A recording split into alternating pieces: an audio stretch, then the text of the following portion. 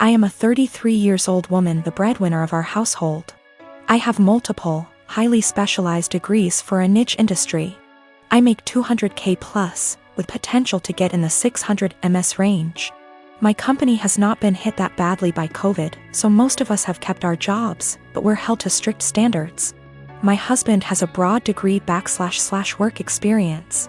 He quit his job right before COVID hit, hoping for a better job in the meantime, and I was supportive. He spent a ton of time applying to various jobs, and finally landed an interview at Organization X. This is his dream job, in almost every imaginable way. I can't be detailed. However, it's paying about $65K a year, which would be fine, except this job directly puts my job stability at risk. My company and this org are adversarial, at best. My field is extremely secretive, and if clients discovered my spouse was working for a competitor, I would be permanently tainted. I wouldn't be able to get a job in the industry forever. I know this sounds like an exaggeration, but I promise you, it absolutely is not. It'd be like if I worked in protecting the privacy of celebrities, and he worked for TMZ. If he tapped my car, got into my work devices, he could use that to advance his career. And any trust one have in this field will be gone. Even if I trusted my husband not to do that, my clients and company don't. Worse, B//C my background is so specialized, this is the only field I can work in. I asked him to drop from consideration for this job, since if he got it, we'd lose my income. $65K a year cannot support us in this city. Plus, he does not have to work for this organization. Even if the job market is awful right now, his background gives him access to a wide range of jobs, but I only have this one niche field. He was extremely angry, and said I was selfish and only cared about money. I told him that if he wanted to go back to school for an advanced degree or just be unemployed for a while, I would support him. But taking this job isn't possible. He continued the process behind my back, and got the offer. He wants to accept it, B//C. He says his career needs to take priority and that I wasn't being a supportive wife. I feel so betrayed, and I've contacted all relevant higher-ups in my company to inform them. I notified them as soon as he got the interview. B//C. It's better coming from my email than from a background check. I told him he could decline the offer, W// me watching him physically decline it. Or he could accept the offer and move out immediately. I would pay for him to stay 2 weeks at a hotel, and we would begin divorce proceedings. My company is willing to take care of all of my legal fees. I feel awful. I still love him. I moved decisively, B//C. This was the best way to cut my losses, but it still hurts. He called me heartless and cold. It's true that I was prioritizing my career over his, but it felt like the only option at the time. It all began after the first month we started dating, and I don't know why I didn't end things right then and there. While I was taming a shower, he looked through all of the photos on my laptop and yelled at me cause I still had photos of me and my ex. I didn't even remember, cause I don't look at those photos, and I guess I was too lazy to delete them. Also, I don't use that laptop so often since it's slow. So, yeah. I wasn't being sentimental. I've always been a nosy person, and I admit I stalked his wall, his exes, even his parents, but it was all public info. I've been alone with his laptop / phone etc., but I've never ever even thought about reading his private conversations. I wouldn't do that to anyone. He doesn't care, though. He memorized my iPad password and he read everything, including some really private posts on Reddit. He yelled at me and broke up with me. He occasionally lurks in my Facebook account, because I'm dumb and I'm always like, no, he wouldn't do that again, but he always does. Today I was logged on our shared laptop and I saw in my FB app that there was some activity going on 40 minutes ago, while I was taking a shower. I looked the Chrome history, but he had deleted everything. I lost it and I started crying, and he had the audacity to blame me for his trust issues and said that there is something I'm hiding, since I'm reacting this way. I tried to explain I have nothing to hide, but it's just horrible to feel uncomfortable at home. I can't even sleep properly anymore because I'm nervous if he'll decide to randomly read my messages. He scrolled maybe months of my FB searches, which is really embarrassing, and yelled at me again. He said I must be hiding something since I'm so upset. I don't hide anything, and I never gave him a reason not to trust me. Once he dumped me and I grabbed a beer with an old friend and he found out. Blamed me for cheating on him and even complained to my mother. I go to therapy every week, not only because of him, I have other issues. There was this group session and I met a boy who has similar problems to mine, and I felt that finally I'd have someone outside therapy to talk to. He's not my type and I didn't like him in a romantic way. I just felt we could be friends, but my boyfriend found out we've talked once, because he was snooping again OFC. And again yelled at me. He said I was a cheater and that's why he had trust issues. I've always been faithful and I didn't deserve this. I changed all my passwords, but I'm tired of feeling uncomfortable in my own home. He went out and told me I deserve this, and he's right to invade my privacy, and I have no right to be mad. I don't know what to do anymore. I finally picked up some courage and ended this pathetic excuse of a relationship. 2 days ago he came with his mother, OMG, to collect his stuff and also took the laptop he gave me as present. Which was pathetic. I'm what the deaf, nonverbal audio, classify as hard-hearing, HH. Because I can communicate with hearing person without resorting sign languages or notes. I met my boyfriend, Alan, who is deaf about a year ago. I was the only person he could communicate at work with ASL, even though I only could sign basic words.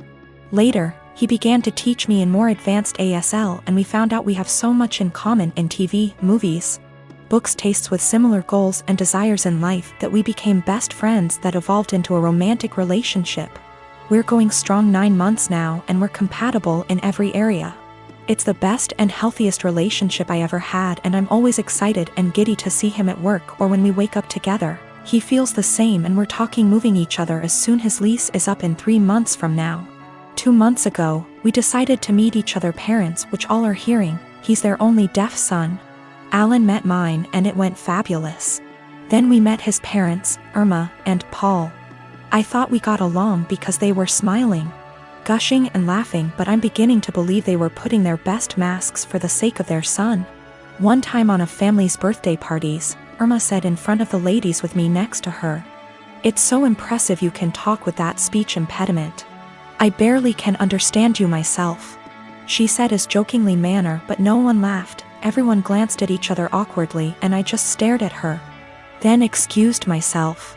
At first I wasn't sure if she meant as generational ignorant way like, who's the woman in the relationship? To the gays. I didn't mention to my boyfriend because I was hoping it was only time remark. It wasn't.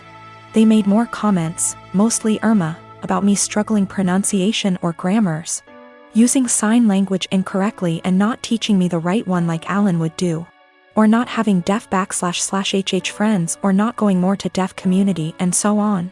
It happened so gradual and subtle that I didn't realize they were being insulting to my face, that to this day I still wonder. Most of the time they would make those comments without Alan nearby.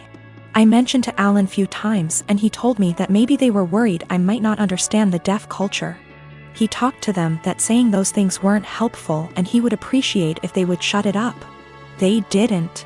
Few weeks ago at barbecue party, Irma and Paul sort of insinuated about my parent for not giving best tool for me, saying it was a shame that my parent didn't put me in deaf school or letting me to get cochlea implant or letting me to study abroad in non-deaf university program. They made it sound as if my parent crippled me as person because my social and emotional network didn't consist the right people.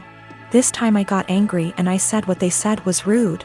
That my parents made lot sacrifice for me and no one has the right to belittle for their choices about raising me. Alan caught at the end of the conversation, lip reading, and asked me what's going on. Not so surprisingly, Alan's parent threw me under the bus, remarking I was so sensitive after making such innocuous comment. Alan saw I was uncomfortable and asked me if I want to leave. I said yes, and we left. When we got home he asked me what they said to me. I didn't want to say what his parent told me because it was so ugly to talk about it, but I told him anyway, and he got upset for me. He FaceTimed them and said they shouldn't said that. He told them they crossed the line.